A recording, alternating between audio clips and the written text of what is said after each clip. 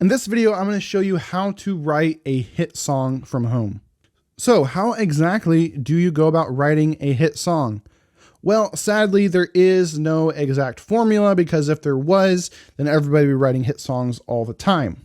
That said, we can look at the songs that are hits and compare them to see what do they all have in common. Not only that, but we can look at the advice given by the writers of these songs and the people that tend to write the most hit songs and see what do they recommend when it comes to writing a hit song. Hey, I'm Reagan Ram with Orpheus Audio Academy, and I am not a hit songwriter. I have not written a hit song. That's just a little disclaimer I gotta put out there. And so you might be wondering, who am I to give advice on this? Well, probably not someone you should listen to. So take everything I say in this video with a grain of salt, but that said, I still think this video will be helpful because I have read a bunch of books on this subject, including The Song Machine, which is all about the top hit songwriters and how they kind of developed their system. I also read a book called The Billboard Guide to Writing and Producing Songs That Sell, that breaks down what it is, what are the songs that actually sell and become Billboard hits, what do they have in common. Not only that, but I've watched hours and hours of videos by Max Martin, who is the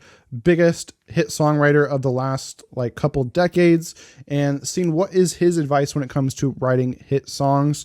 And so I've kind of distilled everything I've learned from all this that I've learned over the years into basically 9 essential elements that I've found that all hit songs tend to have. And so that's what this video is going to cover. And if you stick to the end of this video, I'm going to share with you why maybe you shouldn't be trying to write hit songs, and how actually trying to write hit songs can be detrimental to your music career. So stick around for that. And real quick, before I start covering these 9 elements, if you want to get all these elements distilled in a handy little checklist that you can have with you when you're songwriting, so you can make sure not to forget any of these, I put these in a handy little PDF document that you can download for free in the description below. I call it my hit writing checklist.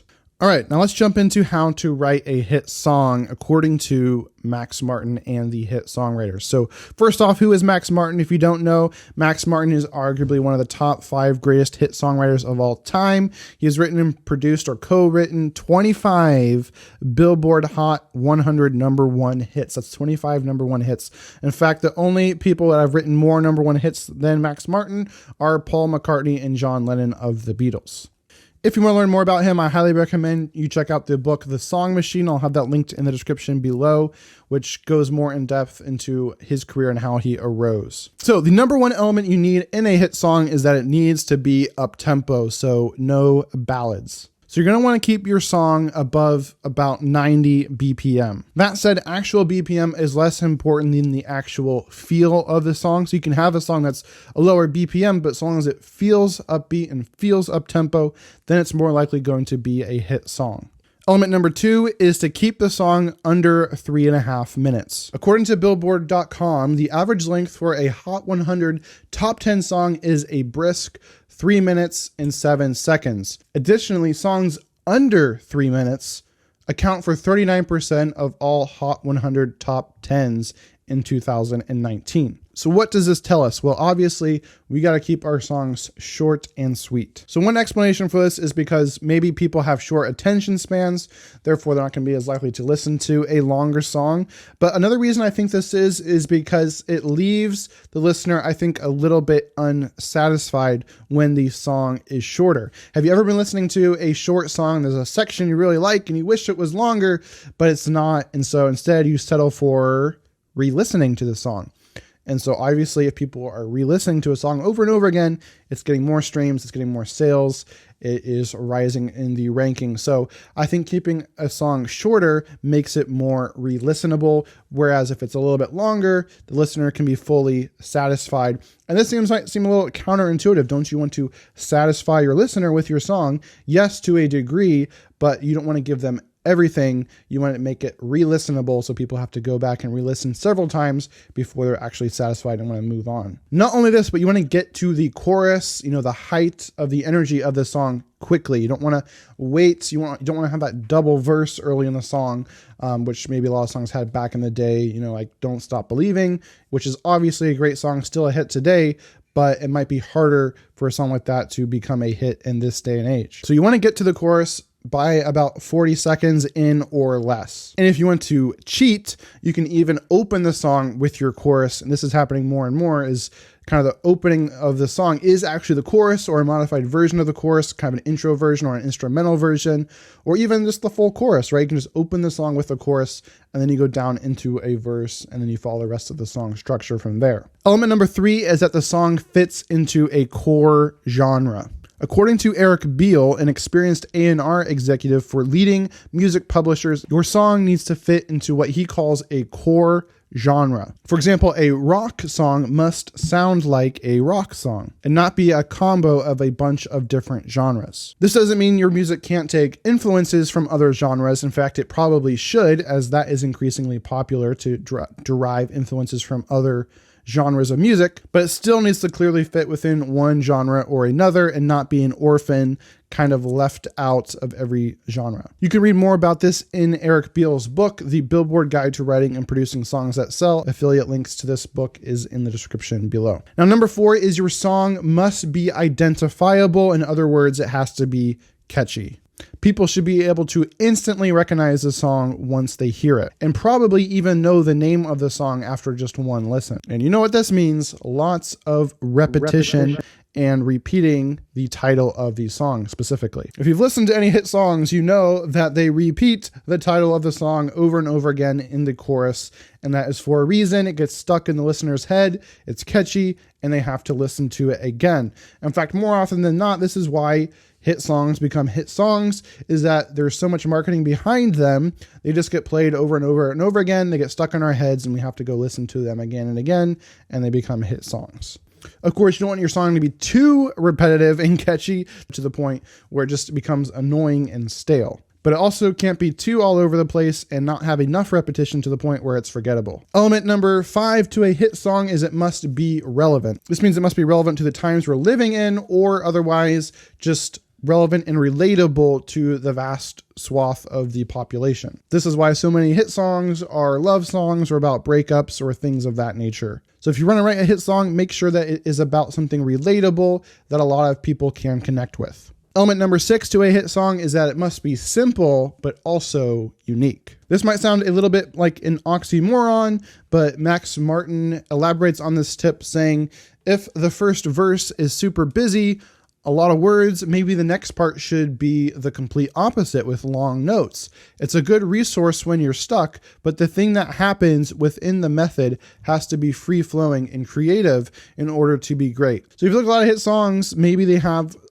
they're pretty simple, but maybe they have some really unique element to it, whether that's a unique sound or a unique concept, a unique phrase, or a unique melody that is kind of putting words together in a different way, and then kind of mixing things up a little bit. It's still simple, but like he says, maybe you have a busy section followed by a section with longer notes, and it's not just kind of the same thing all the way through.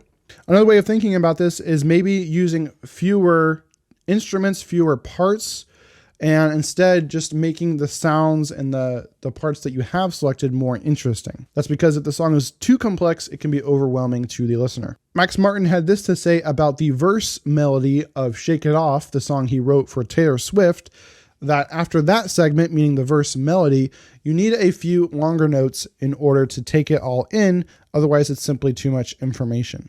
Another great way to avoid overwhelming your listener is to only add one new element or instrument to your song at a time. Element number 7 to a hit song is that it grows in energy over time. So it might start at a lower energy level in the beginning of the song, but as it rides the peaks and troughs of your verses and your choruses, it is following a general upward progression of energy. Or you also want your song to have kind of a beginning, a middle, and end, maybe following the hero's journey model of like a novel. I think it's a classic hero's journey, Mario's the hero and Peach is the damsel in distress. Where you have the normal world, think how things are. You build up that energy. Obviously, you're going to have peaks during the choruses, and then you'll have down parts where you're rising and falling energy. And then the final chorus is the big climax of the story of the song, just like with a novel. And then you have the outro or the falling action, or it just fades out or it just abruptly stops, whatever your song does. And that's kind of the structure that you want to follow with your song. So always be thinking with each new chorus, how can you increase the energy, or with each subsequent verse, how can you just increase the energy a little bit? That doesn't mean you can't also have the energy plummet back down, say with like a bridge. This could be like the blackest moment part that happens in the hero's journey. If you don't know the hero's journey in story writing, you should definitely learn that. But you have that point where it seems like all is lost right before the climax. And so that's why I like to do with my bridges. I tend to drop the energy right before crescendoing in the final climax, final chorus of the song. So don't just copy and paste everything. Try to add something new to add energy. This could be increasing the speed of something. So maybe your hi-hats hit a little faster. This could be increasing the octave of something. So maybe your lead goes up an octave, or it could just be adding in something new. These are all ways you can add energy to a section. Number 8, maybe the most important element to writing a hit song is you need a killer, catchy melody. If the melody isn't catchy, it's not going to be a hit song, and most listeners probably won't finish listening to it. So in order to write a hit melody, you might want to actually start with the melody first before creating the song. In fact, this is what Max Martin does. He says, "I can only speak for myself when I say that writing the melody first gives me more freedom than doing the other way around. It's very important to have a great melody. If you have one, build your song around that. Don't make it too complicated." Now, it doesn't mean you have to start with the melody first. It might be easier to start with kind of the foundation of your song and then come up with a melody, but this is just what Max Martin does. It works for him, so maybe that's something you might want to try with your next song. Some other tips for writing great melodies are to, 1, use simple, repetitive melodies that are easy to sing along to. 2, use a combination of stepwise motion or moving up or down the scale in a few degrees, with some wider leaps here and there. 3, vary the melody by using different rhythms and phrasing. 4, avoid using melodies that are too long or too complex. 5, experiment with different melodies and see what works for your song. If you want more help with writing melodies, you can check out my video in the description below, which walks through how to write a great melody. Element number 9, the final element to writing a hit song, is you need simple but memorable lyrics. Again, this might sound like a paradox, but it is not. Now, one thing Max Martin and many of his Swedish hit songwriting counterparts have said is that actually not having English as their first language has helped them to write hit songs and catchy lyrics. This is because they don't have to worry about things making sense grammatically or even using the correct word in terms of like making sense. They just choose the best words to fit the song. So as a result, their focus is on the sound of the lyrics and whether they fit the melody, and not so much in making grammatical sense in the English language. In fact, Max Martin says, don't worry about being grammatically correct. Remember, this is art. Your lyrics don't have to make sense. In fact, it might be better if they don't. After all, I like songs where you're basically an impressionist. You're using impressionistic songwriting versus very literal in-your-face songwriting, right? If you think of painters, there's painters that are very realistic. Maybe it looks exactly like a photograph, and that's great. But you also have impressionism, where you paint artwork that is an impression of what you see in real life. And I think that is a great approach to take with lyrics, because not only is that better for, say, getting sync placements, it's more likely for your music to get used in movies and television if your lyrics are more impressionistic, but it also can be more relevant to more people because people can take the meaning away that they want from the song versus the meaning just kind of being shoved down their throats. So an example of this is the song that Max Martin wrote for Britney Spears, "Hit Me Baby One More Time," which was ended up being very controversial because obviously it sounded like there was some domestic abuse going on with "Hit Me Baby," but what he actually meant was like "hit me back," like "call me back." It was his interpretation of the word "hit" there. So that's where not knowing the English language as well, I guess, was a detriment. But also, hey, being controversial is great for writing a hit song too, because more people are going to share it. The people that love it for being controversial are going to share it, and the people that hate it for being controversial are going to share it because they're going to be like, hey, look at this horrible song. So that's also maybe a bonus tip there as well. Another great example of this, a song not written by Max Martin, but one of my favorite songs is "Human" by The Killers. One thing they got a lot of flack for was in their chorus, they had the line, "Are we human or are we dancer?" Obviously not grammatically correct, but it fit the lyrics, it fit the melody, and it's one of their most popular songs. It's a huge hit. And so if they had tried to make it fit, it wouldn't have worked. And plus, having it grammatically incorrect I think adds more interest, adds more mystery to the line. What the heck is he talking about? I got to keep listening to this song, figure out what this is about, look deeper into this song. So I think it's better if you have that kind of element in your music. Other ways to make memorable lyrics are to, number one, have an emotional appeal. Many hit songs tap into universal emotions such as love, heartbreak, joy, nostalgia. That's a big part of the synthwave genre, and relatable lyrics that connect to listeners. You also want to have memorable phrases that listeners can easily pick up on and sing along to. 3 is storytelling. How can you tell a story with your lyrics? We as humans are really drawn to stories. So if you can tell a story that captures people's attention and emotions, they'll be more likely to listen to the song over and over and make it a hit song. Also, vivid imagery. How can you use very specific language and paint a picture with your lyrics instead of just being vague and talking about cliche concepts? Universal themes. This is another way to create memorable lyrics, as hit songs often address themes that are relatable to a wide audience, such as relationships, personal growth, and social issues. And finally, any pop culture references you can throw in as well is another way to make your lyrics memorable. Now, with all that being said, should you even try to write a hit song?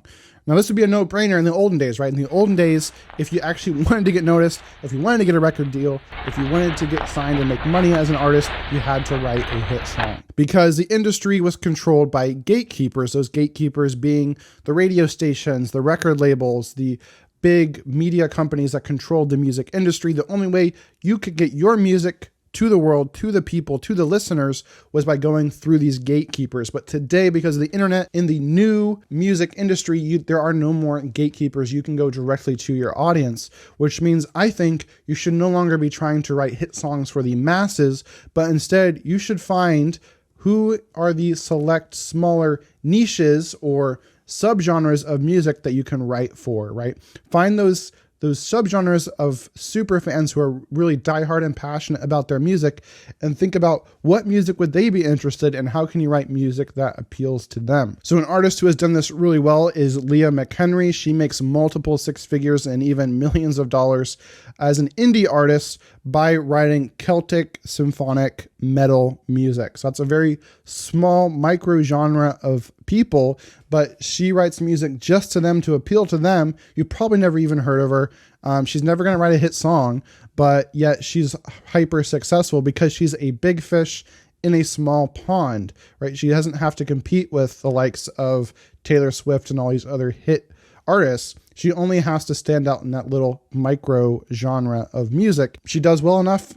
Like I said, she makes six figures a year from her music, and she even launched a brand selling candles, which also appeals to her audience, and that's a $1 million business. So that's kind of a whole separate subject, how you can monetize in so many ways beyond just music once you have that diehard audience. So when you break down the math, you only really need 1,000 true fans to make a really great income from your music, because a true fan is someone that buys, is absolutely in love with you and buys just about anything you put out. So whenever you put out a new album, whenever you put out some new merch, maybe you have a fan club where people, like a Patreon, where people can pay you monthly.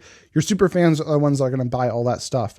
And so if a super fan spends on average $100 a year with you, you only need 1,000 fans to make $100,000 a year, which I think is a really great income for a musician. So there's this emerging middle class, which is much more obtainable, right? People go to college all the time for 4 years, invest tens of thousands of dollars to get a piece of paper, a degree that they might not even be able to use, might not even help them get a job. Whereas what if instead you dedicated 4 years building up a fan base for your music, right? You drilled down on what your micro genre is, and you created songs that really appealed to them, and you marketed to them for 4 years. You built up this audience. I think that's a pretty much more obtainable goal to get to the point where you're making a full-time income in the middle class, right? You might not be Taylor Swift, you might not be a pop star, but you can definitely make a solid middle class income as a music artist. So we kind of got to get rid of these old ideas of the starving artist, right? You're either a starving artist or a millionaire. There's a new middle class because of the internet, because of the new music industry, that I think artists should strive for. That said, there's still something we can learn from the hit songs, right? I think all the elements I just outlined were valuable things to keep in mind for your microgenre, for your niche that you're writing music for. It doesn't mean Maybe you want to change some of these elements. Maybe you don't want to write a song that's only 3 minutes long. Maybe your audience would like longer songs, or maybe they would like songs that are more specific to them that maybe aren't relevant to a larger audience. So as always, it's kind of nice to know what are the rules, right? First know the rules and then think about how you might tweak them or even break certain rules to fit with what your goals are and what you want to do. If you want to know more about what I was talking about with finding your micro genre and your 1,000 true fans so you can become a middle-class musician, then be sure to grab my free fan funnel formula in the description below. This walks you through how to become a big fish in a small pond. This will show you how to turn your fans into followers and your followers into profit automatically so you can create more music and live the dream. Or if you want to dive deeper into discovering what your specific microgenre actually is or should be, then click on my video playing on the screen right now. Otherwise, have an awesome day and keep creating.